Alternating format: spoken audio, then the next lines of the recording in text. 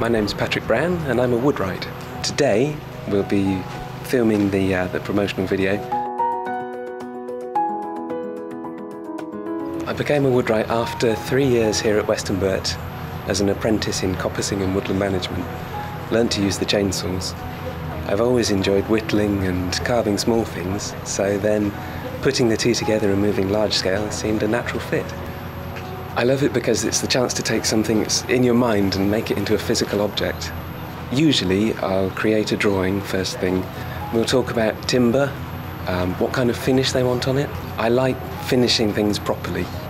Clean, I suppose. I'd describe my style as clean. Crisp lines and smooth surfaces. I am a perfectionist. Choosing the chainsaw is very much fitting it to the job that it has to do. So everything I use is STIHL because it's what I trained on and they're very well engineered. It's comfort as well, it's knowing what you're used to and you pick it up and you know exactly what it's going to do. So I do my big stuff with an 880. That's for the really large blocking out, cutting pieces of timber in half, putting in big rip cuts. Work down through different sizes of saw, gradually reducing the weight so you can get more manoeuvrable, ending up with something like a 150.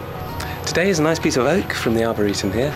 It's a really lovely timber to carve. It's my favourite if I had to choose one. Because the turkey's sitting on a platter, I'll roll the piece of timber upside down and then flatten the bottom, then I'll roll it back onto that and then start defining the volumes of the carving so that I know that the drumstick sits within that bit and the wings will sit within that bit.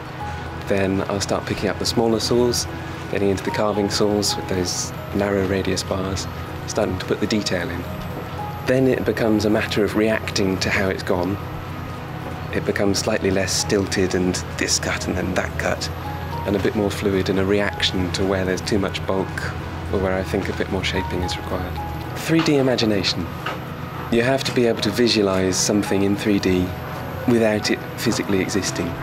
Because it's using a tool that's been designed for forestry and bucking and felling and all the rest of it, taking that and putting it into an artistic context is moving slightly outside of what it was designed to do, but it's such a competent tool that you can do that.